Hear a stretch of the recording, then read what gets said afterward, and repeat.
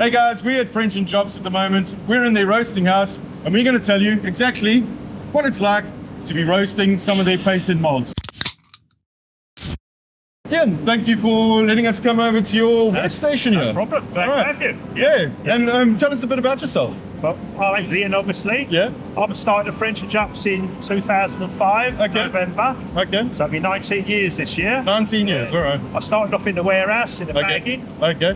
Loading, unloading lorries, sack work. Yeah. Then I progressed to do some steeping work. Okay. And unloading barley lorries. And then there was a fella here called Fred before me. Yeah. He retired. Okay. So I volunteered to take his place. He trained me up. Okay. So, and now I've been a roaster about 10 years. 10 years of roasting, all right, Yeah, that's pretty cool. yeah. And then, we got the machine. Sorry, guys, I know it's a bit noisy out here, but we've got machines working and we've got, Ian is busy monitoring these machines, so he might have to run off. But so in the machines at the moment, what do we got going? At the moment, I'm cooking black malt. Black malt, okay. Yeah, we do 4 main types on my machine, Okay. There's pale chocolate, All right. some people call it low chocolate. All right. Standard chocolate malt, Okay. black malt, which Yeah. I'm cooking now, Yeah. and roasted barley. All right, no, great That's stuff. the 4 main ones we do. Yeah. And then when that black malt, it's coming from one station to the next, how much tonnage is actually going at the moment? When you in the load the machine, all right. you go downstairs to the way of loading, Okay. and it's 2,750 kilograms. Okay. Goes into the roaster. All right.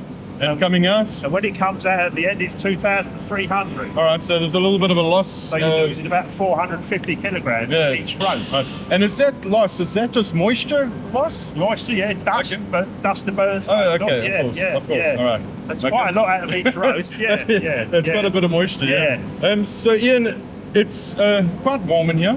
Yes. And, I can see some flames going on underneath the machine there. What sort of temperature are you running this at the moment?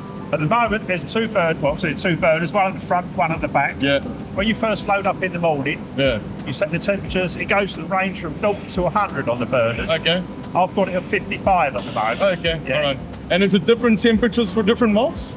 No, I'm using the same temperature. Same temperature. Okay, all right. The cooking process is the same temperature. Okay, It's just at the end, when you get them out, Okay. obviously the darker malt is higher temperature. Okay, The all lower right. malt is lower temperature. Okay, all right. But about halfway through the roast, I'll turn the burners down to about 42. Okay. You're picking out the air temperature. Oh. It might get a bit hot. Okay, so Yeah. is it a time, how much time it runs in the machine that you're going to get your different kind of colours and stuff exactly, like that? yeah, Okay, all right, yeah. great stuff. I always describe it as like a bit of toast in the toaster. Okay. The longer it's in there, the darker it gets and it starts burning. Yeah, so it's, what Yeah. time have you got your toaster Yeah, on? yeah. No, cool. So, All right. Yeah. So guys, we've just moved into the control room. It's a little bit quieter. So Ian, your control panel is rather impressive and I'm very tempted to push some buttons. I know I mustn't. If I was you, no. Just go through basically like a typical process over here. Yeah, it does look a bit like Thunderbirds are going, but it's quite simple really once you get used to it, All right. Obviously this is the main control panel for the roaster there. Okay. And this separate panel here controls your burners. Okay. Your temperature controls are there and there. All right.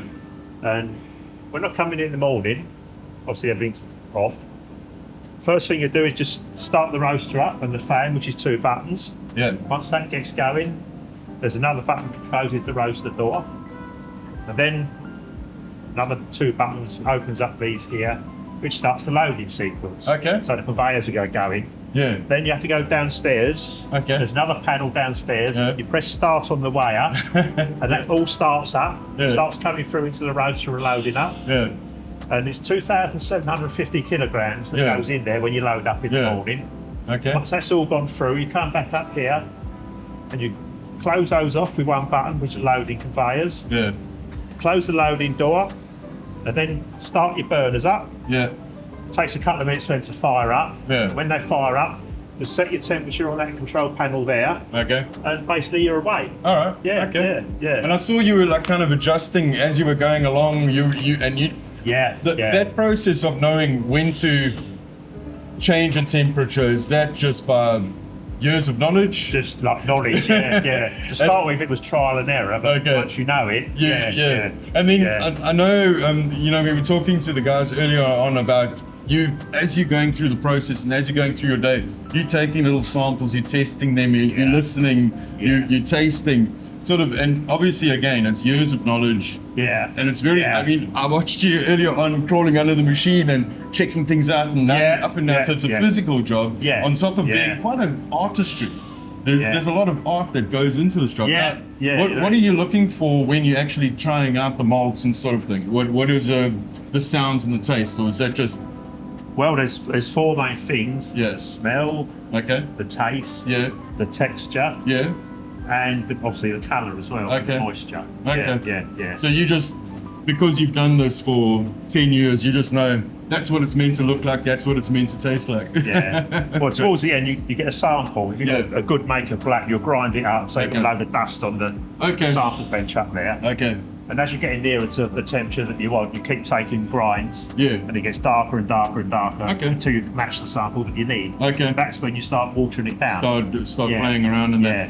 And then from this process, once you've done with the malt, it gets shipped over to a silo, or not shipped, but piped over word. Well, basically, Once you've finished watering it down, turn the water off, but don't open the door straight away. It has to what we call spin dry. About 5 or 10 minutes. Otherwise, it'll be far too wet still. And it's just drying out basically. And once you're happy with that, which took about 5 or 10 minutes, you'll open up the chute and open up the roasting door, and the malt will come out.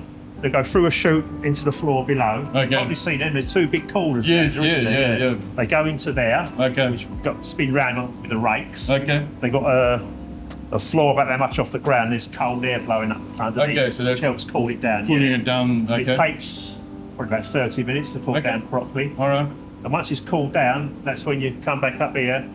Depending where it's got to go, it's where you start moving it. Because we've got 2 bins here. These are for the weighing off bins. They've got sack things underneath where you put it into the malt bags.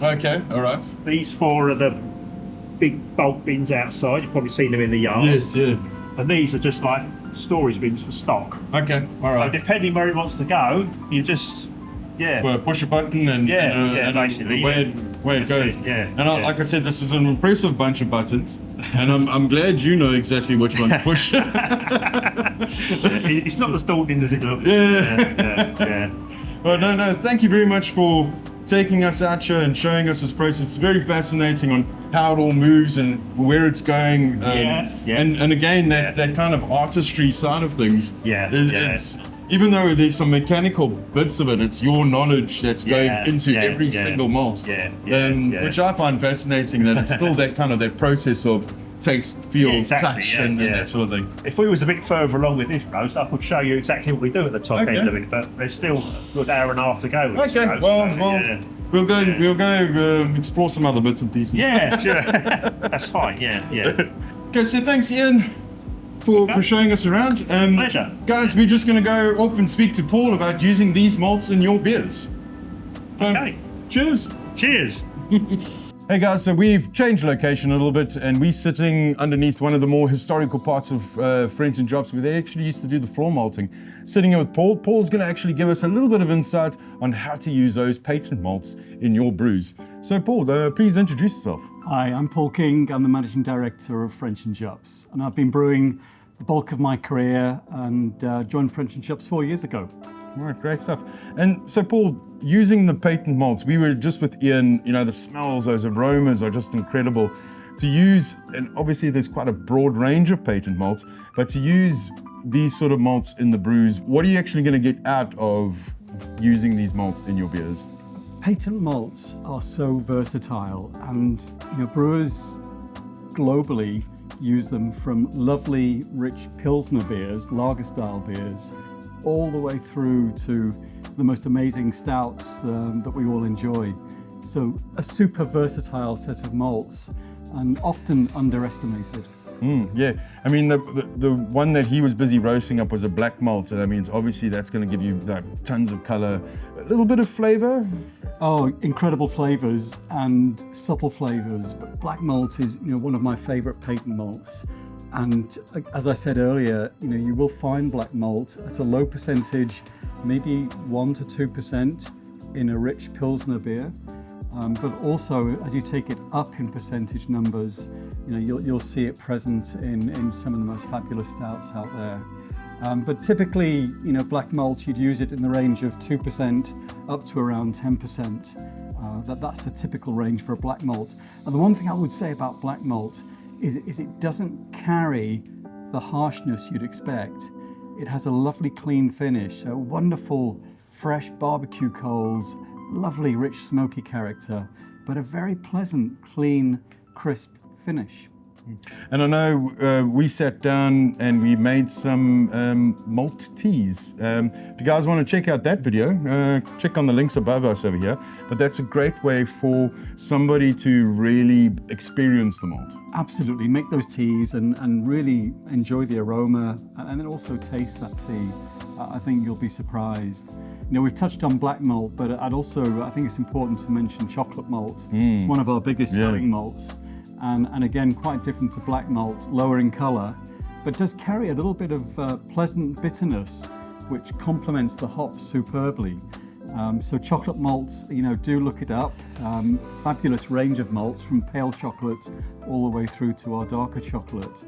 And we have one wonderful brewer that we work with, producing one of the very finest lagers in Europe, and they use an element of chocolate malt in it. So again, a very versatile malt. Chocolate malt in a lager, that's quite Absolutely, interesting. And how would you use that kind of ratio? Would it just be... So again, it would be between 1% and 2% inclusion and milled in with the typical pale malt grist and just brings through that lovely depth of colour and a nice kind of almost spicy smokiness, but very delicate and subtle, very pleasant. Oh, great stuff. And I see you've got your French and Jupps book over here, and that's going to go through all your different malts that you guys produce. Absolutely. So I would recommend to all the brewers out there, do take a look at our lovely brochure, the flavour wheels we have here and the notes. Quite a lot of information here, but I think super valuable, and we'll give you some ideas. Yeah. For sure. Okay, great stuff. So there you go, guys.